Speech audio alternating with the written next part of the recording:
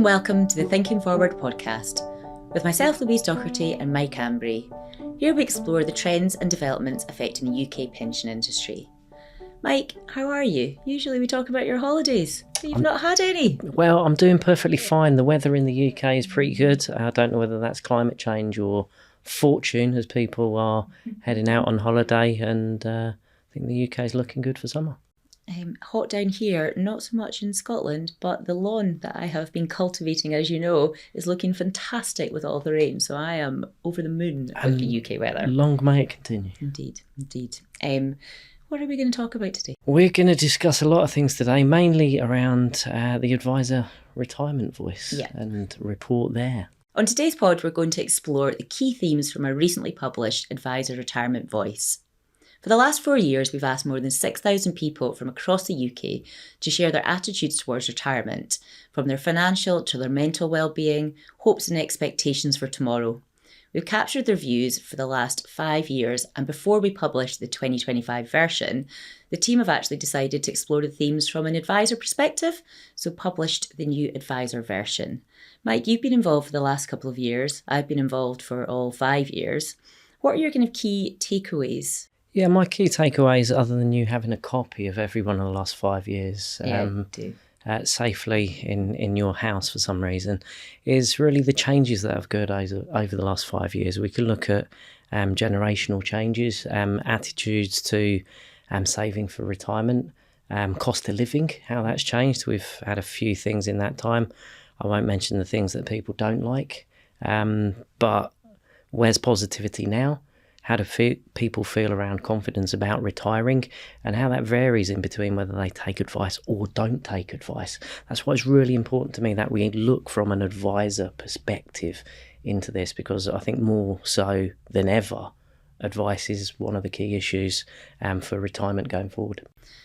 As always, we've got a special guest to join us. We like to bring the outside in. So to bring the advisor perspective to the pod today, I'm delighted to be joined by Rich Mayer from the Insights team at Lancat. Rich, thank you so much for joining us on this hot London day. Do you want to introduce yourself to the listeners? Tell us a bit about your background and what you do at Lancat.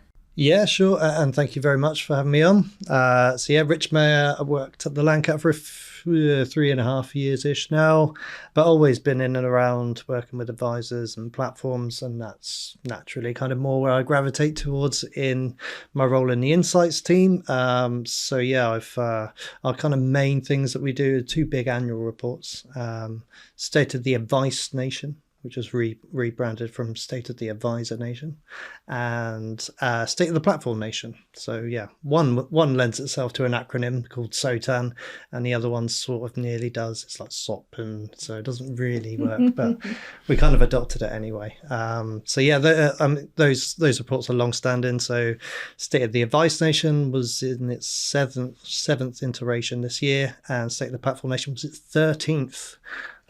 This year, which I think is more than there are Fast and Furious films. At the minute, at least, yeah. There you go.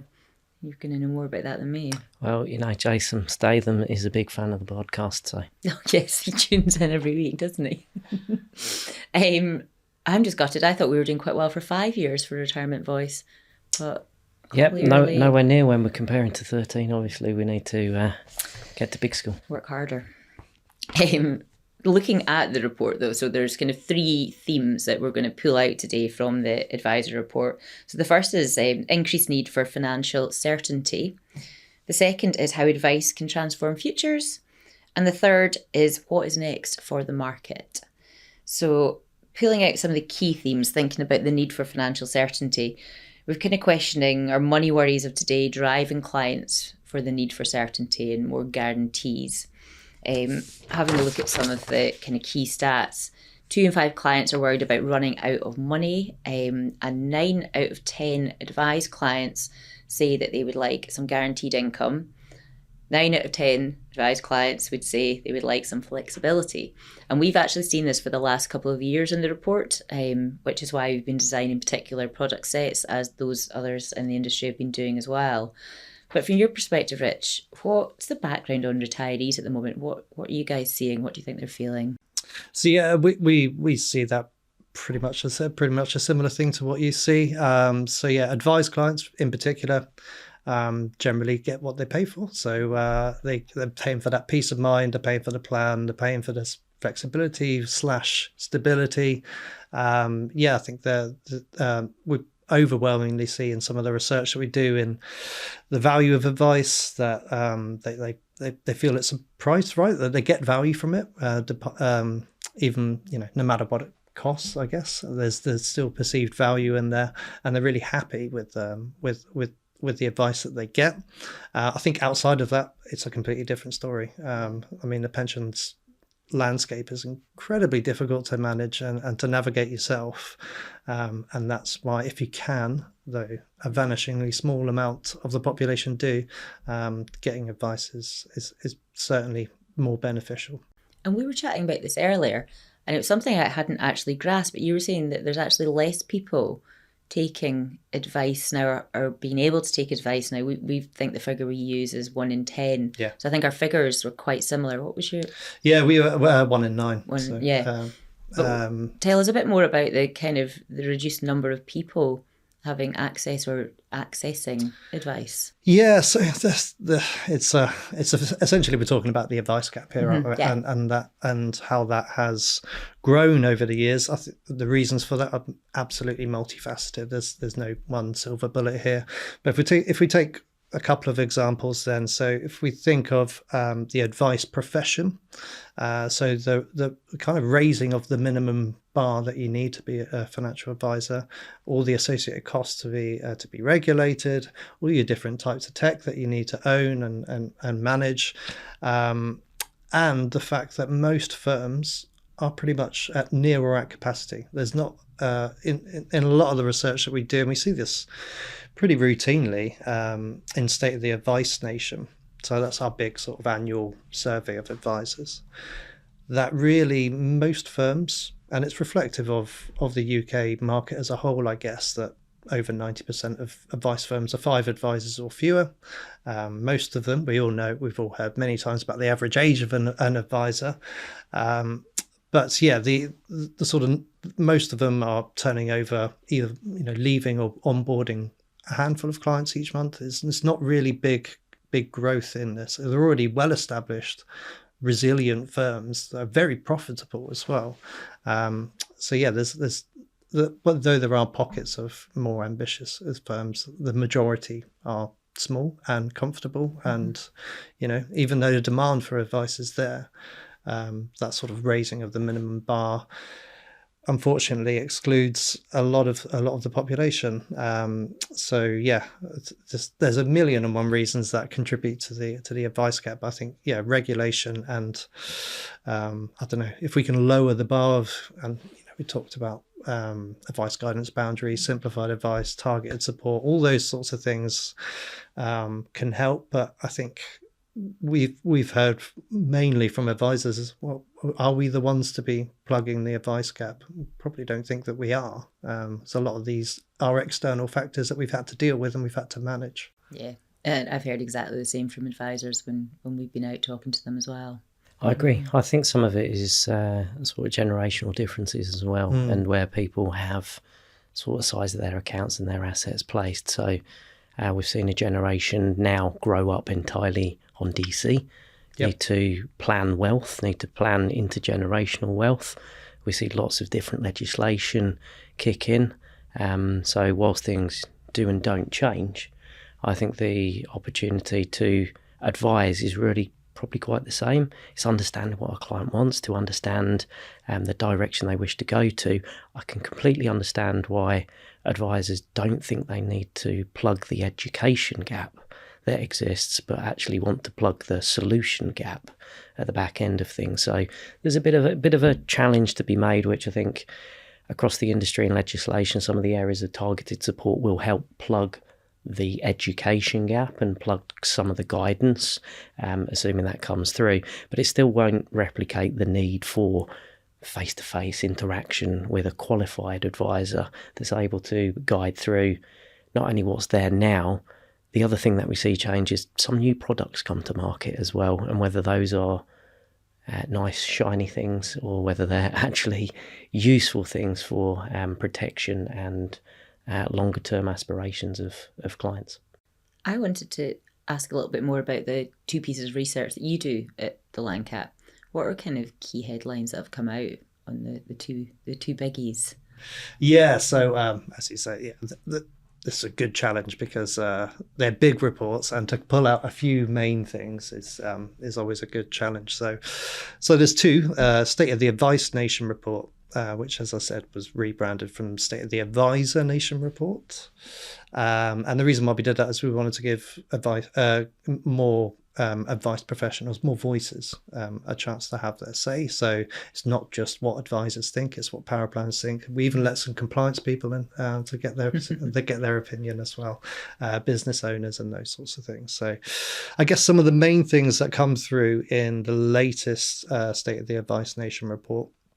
So we're seeing again a really resilient and bullish industry. I mean, that's probably reflected in, if 80% of your revenue is recurring. Absolutely. And you're pretty comfortable and you can weather the storms, and generally markets were pretty good last year as well. So your charges on assets and those sorts of things all are having pretty strong revenue projections and those sorts of things, but as well as like the more harder facts around how profitability and margins. We try and do a lot of attitudinal stuff. So there's a bit around business owners. So we ask them an open question of what's keeping you up at night, and it's free form. There's no sort of options to pick. It's just free form, and then we reverse code it, which is just a fancy way of saying we read them all and we put them into categories. And I'll give you one guess of which was the most common concern that they all had. What was keeping them up at night? If you were going to give a category, what would you say? Oh, I think that's fairly difficult in terms of, I don't know whether it's client flow or something. So yeah, it's not so much. It wasn't so much about kind of client flow, client growth, but it's regulation and compliance. Okay. And there's a lot of wariness from business owners, and we saw lots of stuff like, okay, there's been a massive swathe of new regulation in consumer duty. There's probably a bit of recency bias in the survey as well, because when this was in the field, it straddled the budget. So we try and draw that out wherever we think that plays into what we're seeing in the report. But yeah, regulation and the threat of regulation to come. And also, how do I know that? How am I validating that I've interpreted it correctly? If I'm a small firm, I don't necessarily have a big compliance department that I can validate that I've interpreted things sufficiently correctly. That's the biggest concern, and that's, as I said, might be a bit of recency bias in there. The other main thing from State of the Advice Nation then, and it's probably the most interesting because it's quite new, was around AI usage. So you couldn't really have a conversation, certainly couldn't write a survey without mentioning AI last year. So we touched on this the year before, and wanted to sort of delve into what people were doing, and we did it at more of a high level the year before. So it was more, do you see this as a threat or an opportunity? And sort of the year before, it was much more in the middle. There's a lot of sort of on the fence, not really sure. It's all relatively new, and then in the most recent report, that has moved quite significantly to it being an opportunity. But I guess even more significantly than that, pretty much no one saw it as a threat to their business. And then it wanted to see whether that actually turned into, is that turned into activity though? Are you using it? And yeah, in the most recent report, so half of respondents said that they were either using it now or they were going to be using it within the next 12 months. And we did a whole bunch of stuff about what they're actually doing it for. I guess the other bit, and it sort of goes on to State of the Platform Nation report. So that's our big annual sort of review of the year for different platforms. And again, it's sort of focused more, center of gravity is advised platforms. So key themes from that then, so it was a really strong year for new business sales. Lots of demand for advisors placing business on platforms, some record numbers, and yeah, it's in a highly competitive environment. Still 20 odd platforms all competing for a bit of advisors' time and trying to strike up those relationships, and it's worth it because 80-ish% of advisors' AUM is on their primary or secondary, so the research shows us. But perhaps the most dominant theme, and it completely flipped what we'd seen anything in previous 10 years, was the increase in outflows from platforms. So loads of new business coming in, but a huge amount being taken off each quarter. It was roughly double what had been in the past, and a significant spike in how much money was being taken out. And it was really interesting to dive into, okay, what are the reasons for that? Is it annuities? Is it competition from annuities and cash-like products? Is it cost of living? Is it transfers between platforms or going to off platform? And it's all of those things. That does lead into what we've found. So this kind of change in people's behaviours and their needs based on what's going on. So there's a lot of market turmoil, cost of living. So actually people are looking for a bit more certainty. And actually the way that people are taking the retirement income has changed. The way that people are retiring has changed. So I wonder if advisors are having to think differently about how they do that cash flow modelling. How does that look? And then where do I want to do that? So actually they might have accumulated on one platform, but they actually need to move to another one to be able to decum in a flexible way that suits them. So I do wonder if the change in needs, and I hope it's the change in needs of clients that's driving that kind of movement from an advisor perspective. Yeah, I think that's right. I think certainly it's fortunate that things like annuity rates and those sorts of things come up in this time as well, but yeah, I think it's been a real sort of changing.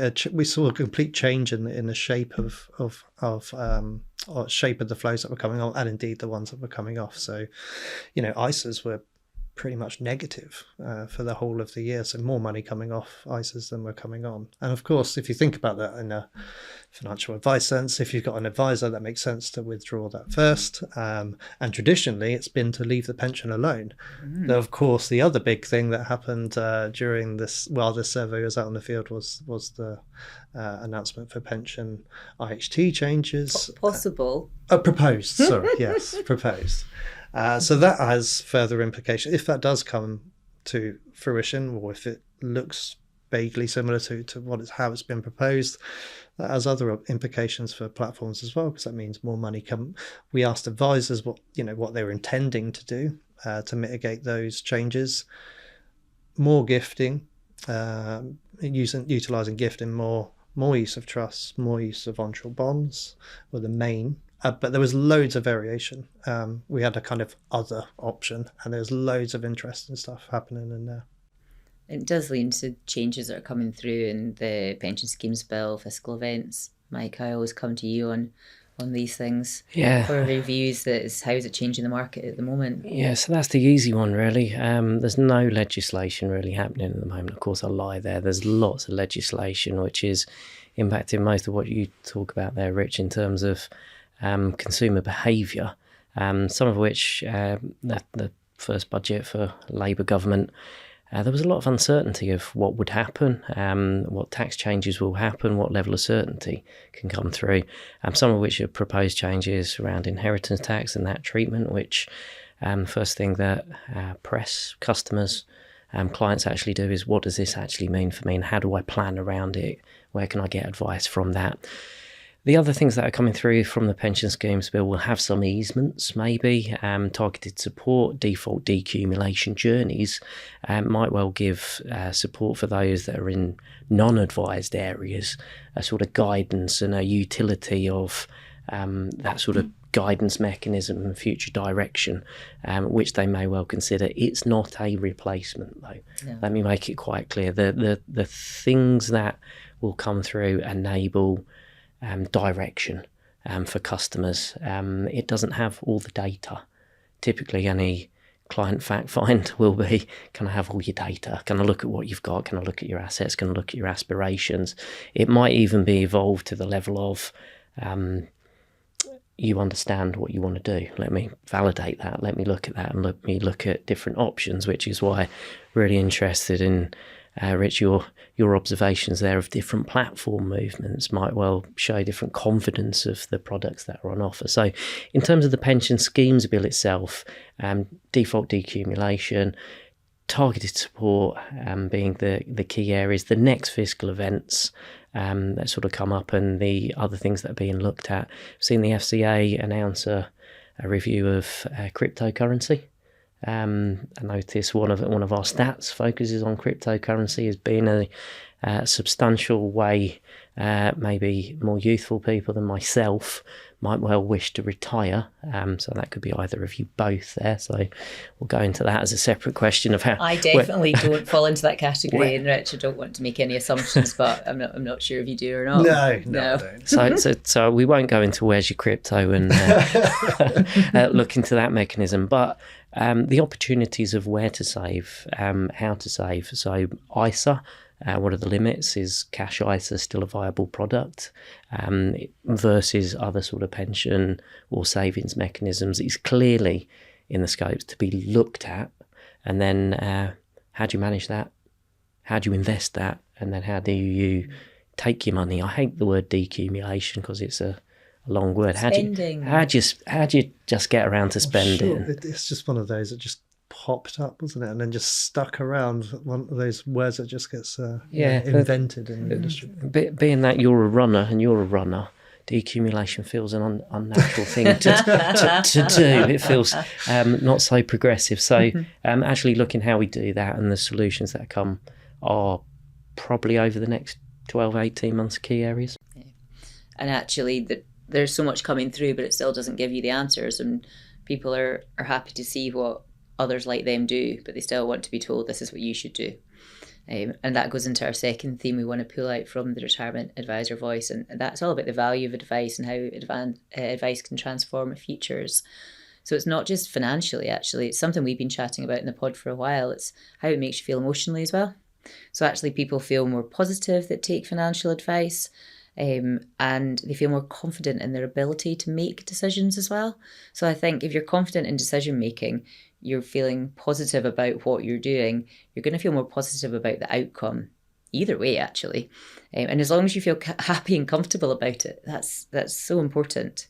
But we also in the survey had to look into what does that mean financially, because you could feel great but not have the outcome that you need. But actually 3 in 4 advised clients said that they believed their advisor had left them better off. And when we said how much do you think that equates to, 40,000 in their pension and investment savings with the figure that's come through. That's a lot of money to a lot of people.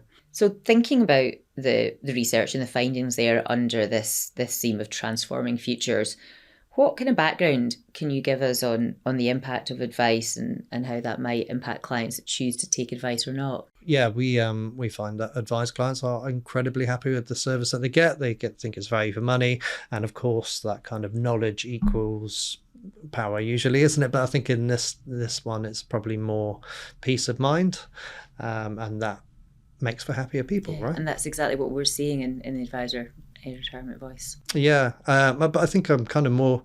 We delved into a bit in our advice gap study last year around what were the. So what think about people that have explored the need for advice. They think they have a need for advice, have explored it, and then haven't gone on with it. What have been the reasons for that? And the 3 reasons that they gave, 3 dominant reasons that they gave, were that they didn't have enough assets, that it was too expensive, and those 2 are probably linked, right? And they didn't know where to go to find a good advisor, and insert your own description of what good advisor looks like versus bad advisor. I don't know. But yeah, those 3 things, again, it's contributing to that. Do we think as a result of those 3 things generally not moving, they're not new things, it's not going to, that needle I don't think is going to move all that much without significant change. So yeah, seems to suggest that the same people that are happy with getting their advice now and that benefit from advice now are probably going to be the same people of the future. Yeah, and that happiness is in one stat for me. That's sort of 70%, 69% actually of people feel that advice has improved the standard of living. So taking that advice is really key and important. I think that's underlined there. I guess my question would be is, and just probably reverting back to the earlier theme and maybe going into tech, which I know Lanka have done a huge amount and looking into tech. Where do we think the industry is going to evolve to over the next 1 through 5 years, let's say? I realise that's a difficult question. bearing in mind you can't get much certainty over certain economic activity and volatility in markets at this time. But over the course of the last 5 years, as we said in our reports, we've seen a consistency over different confidence intervals over, to that point, what are the level of assets, and then the confidence over what to do. So do you see a big shift? So I think when I think of like the next 5 years, I'm minded of a question that we ask business owners in our State of the Advice Nation report, which is in 5 years' time. Who's going to? What do you think what's the ownership going to look like for your business? And if we cut this by age of respondents as well. So for those closest to retirement or potential retirement, or perhaps seeing themselves as on the kind of exit ramp from the industry, the most common route now is to a consolidator. That's what they see, how they see their exit from the business. So if we extrapolate that out to average age of an advisor, it's sort of around the cohort that we were looking at in the responses for this. So stands to reason then that there should be fewer smaller firms and perhaps some more bigger firms. And so that would be probably true around a lot of the financial services industry, which is all consolidating as well. So whether that's provider, for individuals, it's how do I consolidate my assets into that sort of space. So it's probably natural. Do you have a viewpoint on whether that's a good thing or a bad thing, though, in sort of size of businesses, how advisors build networks based upon different communities and probably intergenerational type relationships? Yeah, I think the advice profession in the UK is its strength is its like uniqueness, and we've done some sort of analyses on these before about, okay, let's see all of the different kind of tech stack that you could have, all the different iterations on that, and if you work out all the different variations when they're into the millions, and then that's before you think about, well, what's the ethos of the firm like, how do they do their client segmentation, are they ESG focused, are they AR focused? There's so much variety out there that it's vanishingly small that if you ever go to an event and you're sitting next to two advisors, unless they're from the same firm, that they'll share everything. I think that's been the strength of proper independent financial advice, I guess. But I do think, if I'm thinking from like I was talking earlier on about the big thing that keeps business owners up at night, is compliance and regulation, because it's interpreting rules, isn't it? You can't be broad stroke rules because everyone's so unique. So I think that's kind of a bit of a double-edged sword, and that I think the FCA has, at least in the past, been said that they're a fan of fewer but more larger firms, because that's easier to regulate, right? And there's an argument for client consistency. But I think even if we do get consolidation or significant amount of consolidation, there'll be firms that cropping up still that don't like to be, well, advisors that don't want to be in that journey and start up on their own. And I think there'll always be that sort of activity happening. The same, you could say the same even with platforms. Indeed. I think there's a certain amount of economic certainty that comes into number of advice firms that exist, which is, I guess, a final question for this theme in terms of evolution. What are the big things that do you feel will impact sort of customer or client behaviours?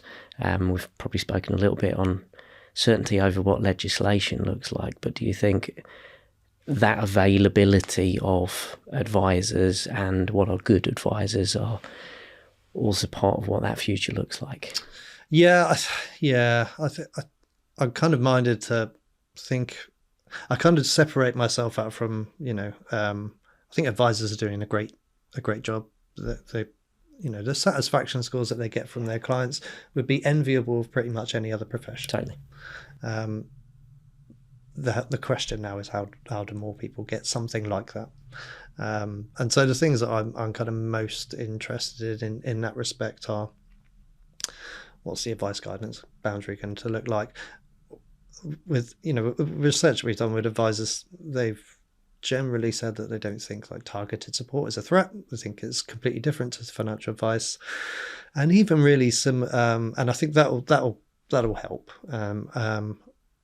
In at least with an optimistic viewpoint there, I think that will help because it's better than what's available now. I'd suggest. In terms of like the other simplified advice, we've typically, I mean, who knows what it would look like in its final iteration, but it was generally a bit of a lukewarm reception that we got from advisors with simplified advice for lots of the reasons that we talked about already.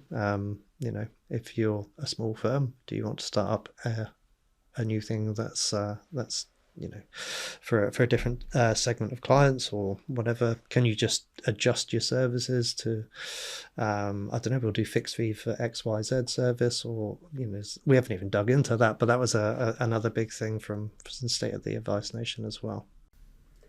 It does kind of lead us on to the last theme, and kind of we dubbed it kind of where's next, thinking about key outcomes, trends, changing attitudes and behaviours, and actually is there any new risks to be managed? So Mike, you raised one earlier. I'm not saying it's a risk, but 1 in 4 younger clients plan to fund their retirement with cryptocurrency.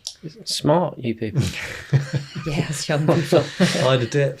The rise of social media. Currently, clients are looking for information. The younger clients from retirement planning, they're going to social media.